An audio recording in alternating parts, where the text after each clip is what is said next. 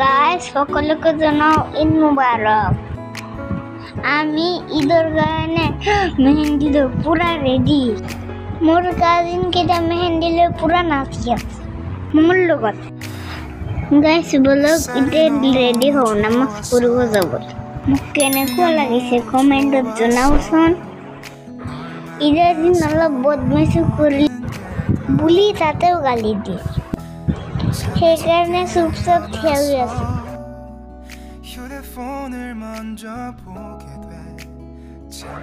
Guys চাও কিমান ডাঙৰ গাড়ী। এইটো হ'ল মোৰ বব্বাৰ গাড়ী। এইটো লৈ আজি আমি যাম নামাজ পঢ়িব। আমি ঈদগাহ পাই গ'লো ফাইনাল। আপনার কাছ থেকে আমার কাছ থেকে সূর্য কত দূরে আছে? 13 লক্ষ কোটি কিলোমিটার দূরে আছে। ওখান থেকে সূর্যের আলো আসতে পৃথিবীতে সময় লাগে কতটা? 8 মিনিট 19-18 সেকেন্ডের মতো সময় লেগে যায়। ওখান থেকে সূর্যের তাপটা এখানে আসছে, সূর্যের রশ্মিটা। গাইস আমি নামাজ পড়ি, অলপ টাইম হুজুৰৰ ভাষণ শুনিলো।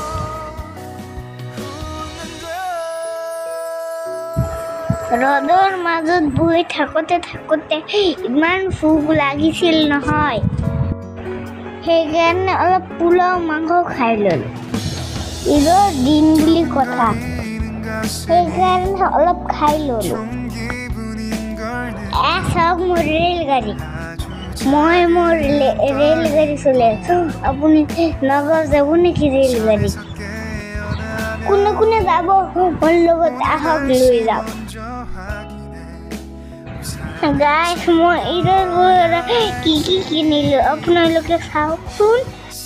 এইটো হ'ল কিউব, এইটো হ'ল লিটিল লাইট, আৰু এটা হ'ল চশমা।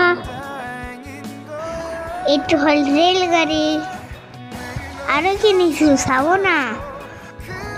চাওক মই কিনিছো বন্দুক। মোৰ পাপা আৰু মই খেলি আছো, মোক দিয়াৰ নামে নাই।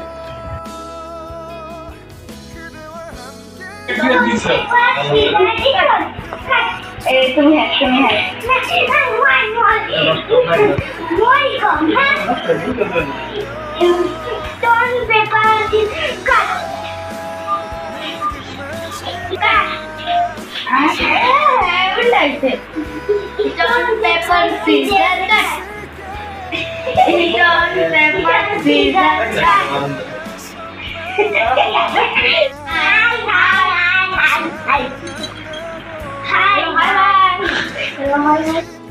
গাইস কিন্তু বহুত ফুর্তি করিলো।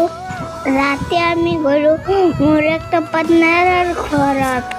ভিডিও করে ফ্রেন্ডজনের কি লাভ।